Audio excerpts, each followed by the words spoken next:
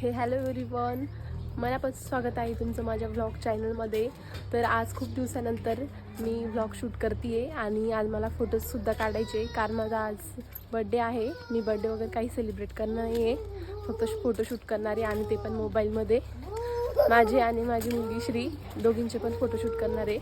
तर आता सध्या आम्ही गच्चीवर आलो होतो. आज आमच्याकडे थोडासा पाऊस पडला होता दुपारी आणि मला सकाळी साडी वगैरे घालून फोटोज काढायचे होते, बट पावसाचं वातावरण होतं त्यामुळे मी काही फोटोशूट केली नाही.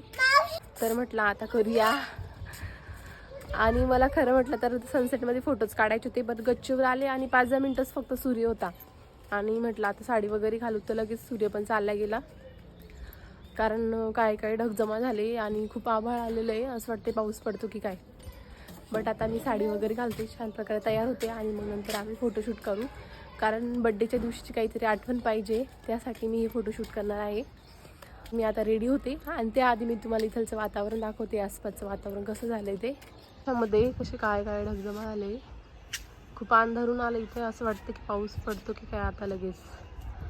तर बघू शकता मी आता खाली जाते आणि साडी वगैरे घालते, मेकअप करते.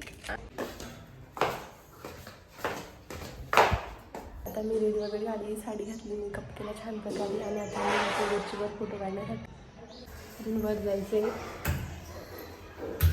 कारण मी ते सेकंड फ्लोअर राहता.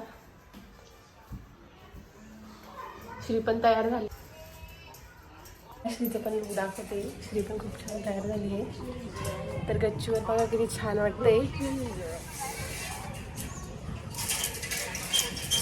खूप भारी वातावरण झालंय. आता अजून अंधारून आलंय, असं वाटतं की पाऊस येतो की काय. खूप छान झालंय, थोडासा पाऊस येतोय नॉर्मली. श्री इकडे बघ बाळा, हाय कर. A few moments later. आता फोटोज वगैरे काढून झाले श्रीचे माझे. तर मी कसे फोटो शूट केले ते मी तुम्हाला व्हिडिओमध्ये दाखवणारच आहे.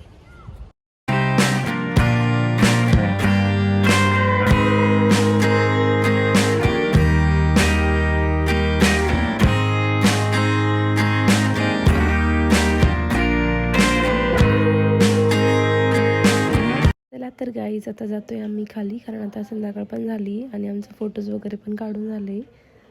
सो गाईज तर पोचलोय आम्ही आता घरामध्ये. तर तुम्हाला व्हिडिओ आवडला असेल तर लाईक, शेअर, सबस्क्राईब करायला विसरू नका. पुन्हा भेटूया नेक्स्ट व्लॉगमध्ये. तोपर्यंत बाय बाय.